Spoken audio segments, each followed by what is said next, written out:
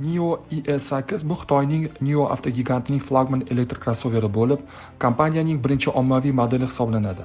Avtomobil futuristik dizayni uchun g'ildirak bazasi va 3 qatorli keng saloniga ega. Elektromobil MT2 platformasida qurilgan bo'lib, kuzov ishlab chiqarishida yuqori mustahkam po'lat va alyuminiy ishlatilgan. Tashqi ko'rinishida tor matritsali faralar, yengil qotishmali disklar, orqa tomonda chiroqlarni birlashtiruvchi LED chiziq, katta g'ildirak arkasi va hajmli bamperlar ajralib turadi. Bu esa avtomobilga zamonaviy va aerodinamik ko'rinish beradi. Krossoverga yaqinlashganingizda avtomatik ravishda chiroqlar yonadi va eshik tutqichlari tashqariga chiqadi. Haydovchiga yordam beruvchi Neo Pilot tizimi kompaniyaning o'zining sun'iy intellektiga asoslangan bo'lib, 4 ta tashqi kamera, bitta old kamera, ultratovush datchiklari va radarlar yordamida ishlaydi. Bu tizim funksiyalari jihatidan Tesla'ning avtopilotiga o'xshaydi. Texnologiya Mobileye platformasi asosida ishlaydi va iQ Tor chipdan foydalanadi. Barcha ma'lumotlar esa Adam superkompyuteri qayta ishlaydi. U 4 ta Nvidia Orin X protsessoriga ega bo'lib, juda katta hisoblash quvvatini ta'minlaydi. Shuningdek, 6 ta zona bo'yicha ishlaydigan ovozli boshqaruv mavjud. Elektron yordamchi bilan hatto 3-qatordagi yo'lovchilar ham muloqot qilishi mumkin. ES8 modeli NIO kompaniyasi uchun muhim avtomobil hisoblanadi. 2025-yil yozida uning 3-avlodi taqdim etildi va bu Xitoy avtomobil bozorida katta voqea bo'ldi. Dastlab ES8 Tesla Model X ga raqobatchi sifatida ishlab chiqilgan. Qiziq tomoni shundaki, NIO modeli shu vaqt ichida 2 avlodni almashtirdi. Tesla Model X esa 2015-yildan beri asosan birinchi avlodda ishlab chiqarilmoqda. Yangi avloddagi ES8 sezilarli darajada kattalashdi va o'lchamlari bo'yicha Tesla Model Y dan ko'ra ko'proq Nissan L9 modelini eslatadi. Biroq u to'liq elektr dvigatel bilan jihozlangan. Yangi avloddagi asosiy batareya sig'imi 75 kWh dan 102 kWh oshirildi. Bu esa yurish zaxirasini Xitoy o'lchov tizimi bo'yicha 635 km gacha yetkazdi. Avtomobilning umumiy quvvati 707 ot kuchini tashkil qiladi va 0 dan 100 km/s tezlikka chiqish 4 soniyadan kam vaqt oladi. NIO ES8 6 kishilik saloni yuqori sifatli materiallar bilan bezatilgan. Ergonomik charm o'rindiqlar, elektr sozlash, ventilyatsiya, isitish va massaj funksiyalariga ega. Panoramali tom saloni yanada yorug' va keng ko'rsatadi. Raqamli uskunalar paneli 12 dyumli displey aks etadi. Markaziy multimedia tizimi esa 12.8 dyumli AMOLED ekran bilan jihozlangan. Bundan tashqari 16.3 dyumli HUD proyeksiya displeyi, virtual reallik ko'zoynaklari va 23 ta karnaydan iborat Pano Cinema audio tizimi mavjud. Navigatsiya tizimi Nomi sun'iy intellekt yordamida ishlaydi. 5 zonali iqlim nazorati esa salon ichida har qanday ob-havoda qulay haroratni ta'minlaydi. O'rindiqlar juda ko'p funksiyalarga ega. Massaj, ventilyatsiya, uchli qator uchun isitish, 22 ta elektr sozlash pozitsiyasi, oyoq uchun tayanchlar. Shuningdek, noyob issiq tosh massaji funksiyasi ham mavjud. U 5 ta rejim va 2 ta intensivlik darajasida ishlaydi. Uzoq safarlar uchun belni bo'shashtiruvchi tizim stressni kamaytiradi va qulaylikni oshiradi. Direct Pro akustik algoritmi bilan birga bu tizim haqiqiy kinoteatrga o'xshash ovoz muhitini beradi.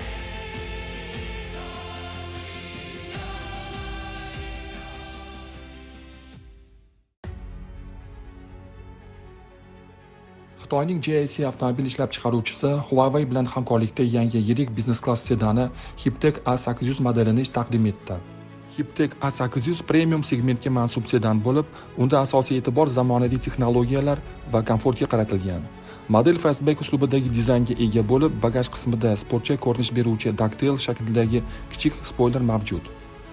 Avtomobilning uzunligi 5130 mm, g'ildirak bazasi 3020 mm, kengligi 1966 mm, balandligi esa 1500 mm ni tashkil etadi. Bagaj hajmi ham konfiguratsiyaga qarab 350 yoki 410 litr bo'lishi mumkin.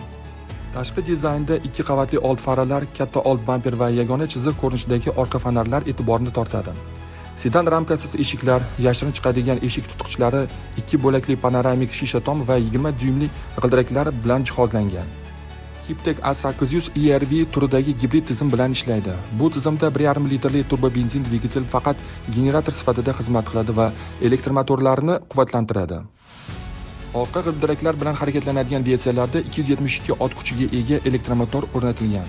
Ushbu versiyalarda benzin dvigateli 122 ot kuchi ishlab chiqaradi. Eng yuqori konfiguratsiyalarda esa 163 ot kuchiga ega 1.5 T dvigatel va 3 ta elektromotor mavjud bo'lib, umumiy quvvat 598 ot kuchi va 650 Nm momentni tashkil etadi. Barcha versiyalarda 35 kWh sig'imli batareya o'rnatilgan. Faqat elektr energiyasida avtomobil 200-220 km masofani bosib o'ta oladi. Umumiy yurish zaxirasi esa 1000 km dan ortiq. Tezlanish ko'rsatkichlari ham ancha yaxshi. Orqa yetakli versiya 0 dan 100 km/soatgacha 7,4 soniyada. To'liq yetakli versiya esa 4,4 soniyada tezlashadi. Avtomobil 400 voltli elektr arxitekturasi asosidagi platformada qurilgan. Yuqori konfiguratsiyada qo'shimcha ravishda old eshik tutqichlarini muzlashdan himoya qilish tizimi, standart video registrator, proyeksion displey hamda Huawei ADS 4 avtopilot tizimi paydo bo'ladi. Bu tizim old oynaning yuqori qismidagi lidar va qo'shimcha radarlar yordamida ishlaydi. Eng yuqori konfiguratsiyadagi to'liq yetakli sedan Huawei'ning eng ilg'or avtopilot tizimi bilan jihozlangan.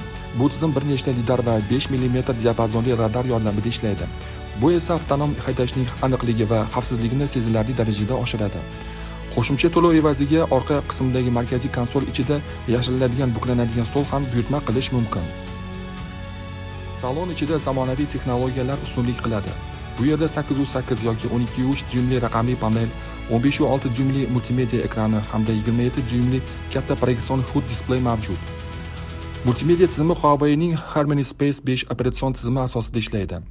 Transmissiyani boshqarish uchun rul ortida joylashgan maxsus lever ishlatiladi. Bundan tashqari avtomobil faol shovqinni kamaytirish tizimi, Adigo Sound audio tizimi, 20 bitta dinamik, simsiz telefon zaryadlash, 2 zonali iqlim nazorati, old o'rindiqlarning isitish va ventilyatsiyasi kabi ko'plab qulayliklar bilan jihozlangan.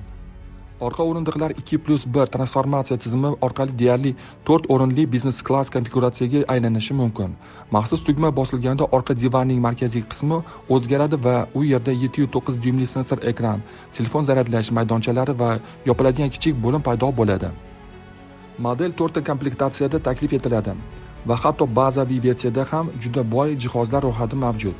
Standart uskunalar qatorida adaptiv amortizatorli faol osma, ekoteri salon qoplamasi, yuqoridagi aytilgan ekranlar, simsiz zaryadlash, old o'rindiqlarning isitish va ventilyatsiyasi, 2 zonali iqlim nazorati, 21 dinamikli audio tizim, 360 darajali kameralar, 8 ta ultratovush radar, 3 mm diapazonli radar, adaptiv kruiz nazorati, avtomatik tormozlash va yo'lakni ushlab turish tizimlari kiradi.